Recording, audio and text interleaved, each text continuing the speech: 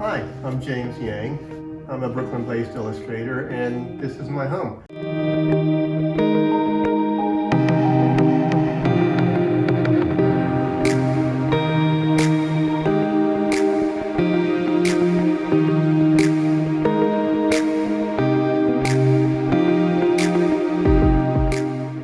The space is actually one of my favorite spaces I've had. I don't need a lot of room, so it turned out to be the perfect size. On one side I have a bookshelf where I like to keep a lot of toys and objects which give me a little bit of inspiration, a few books, and also a few awards. Used to be a painter back in the day.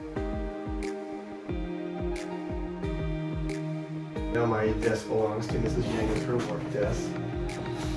And up here is a painting back from my painting days about allergies. Is where I like to do my work now. Most of it is, almost all of it's digital now. And I like to use an iMac and pair it with an iPad Pro. And I'm currently working on my next book, so this is super top secret.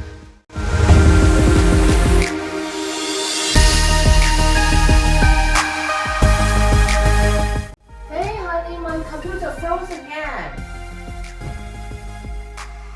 Hey, well thanks for coming by, and I hope you enjoyed the visit.